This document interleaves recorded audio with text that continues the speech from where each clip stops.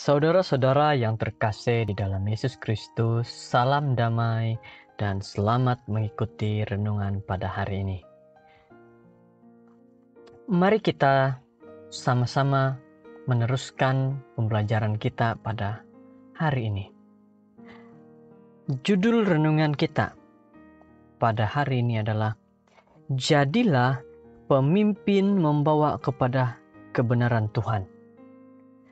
Dan ayat renungan kita di dalam 1 Korintus 11 ayat 1 mengatakan seperti ini. Jadilah pengikutku sama seperti aku juga menjadi pengikut Kristus. Saudara-saudara semua, bagaimana kita boleh menjadi pemimpin yang membawa umat lebih dekat kepada Tuhan? Karena inilah yang sangat-sangat diperlukan oleh para jemaat, para umat di gereja kita. Mari kita pikirkan akan perkara ini. Seperti kedengaran mudah untuk dilakukan, tetapi kenyataannya ramai sekali pemimpin yang tidak dapat membawa umatnya dekat kepada Tuhan. Mari kita lihat kepada diri kita dan pikirkan ini, serta renungkan ayat renungan kitab dengan apa yang Rasul Paulus ingin sampaikan. Jadilah pengikutku, sama seperti aku juga menjadi pengikut Kristus. Pada saat Rasul Paulus menyatakan ini kepada jemaat di Korintus, dia mengajak, jadilah pengikut kepadanya. Karena Rasul Paulus mengikut kepada Yesus. Dia ingin supaya semua umat di situ, jemaat di situ, melihat bagaimana Rasul Paulus sendiri begitu membawa umat-umatnya datang dekat kepada Tuhan. Ada sebuah cerita seperti ini. Saat sedang minum di McDonald, serta ketika sedang memperhatikan seseorang berjalan dengan menggunakan sebuah tongkat, orang itu meletakkan tangannya pada pundak, pada bahu seorang anak laki-laki yang sangat ia percaya untuk memimpin langkahnya. Mari pula kita lihat cerita Yesus, kisah Yesus.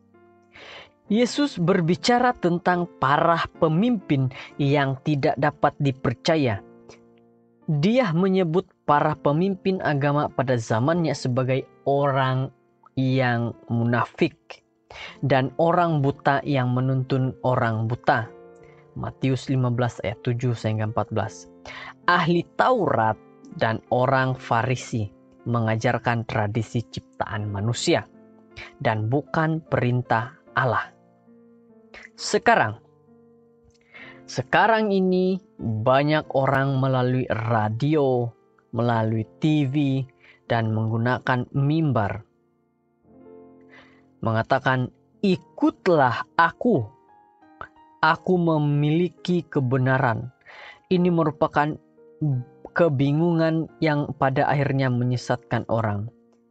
Rasul Yohanes telah mengantisipasi hal seperti ini dengan menulis, janganlah percaya akan setiap roh, tetapi ujilah roh-roh itu, apakah mereka berasal dari Tuhan. 1 Yohanes 4 ayat 11. Bagaimana kita dapat menguji roh-roh itu? Yaitu dengan mengajukan pertanyaan-pertanyaan seperti ini. Apakah kehidupan sang pengajar mencerminkan kehidupan Kristus? Apakah sang pengajar mengabarkan kebenaran melalui Tuhan dan bukan dari manusia? Apakah yang diajarkan oleh sang pengajar sesuai dengan Alkitab?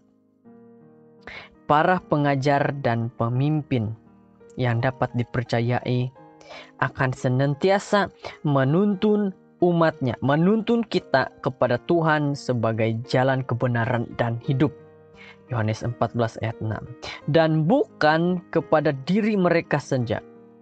Jika tidak demikian, maka mereka adalah orang buta yang menuntun orang buta. Saudara-saudara yang terkasih dalam Yesus, mari kita pilih pemimpin yang membawa kita dekat kepada Tuhan.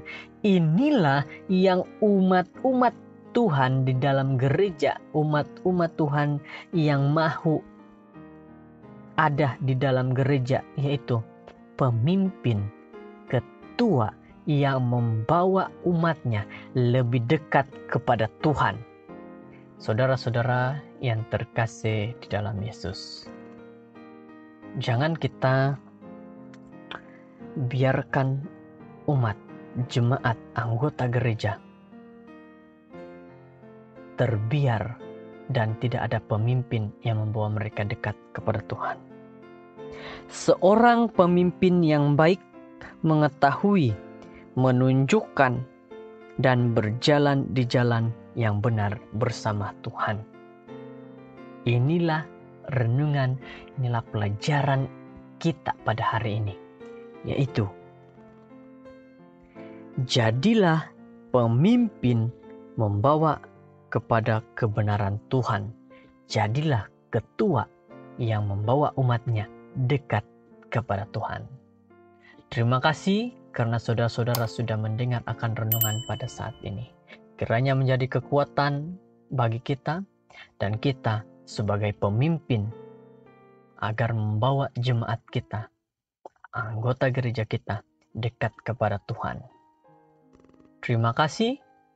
Tuhan memberkati satu persatu kita pada hari ini.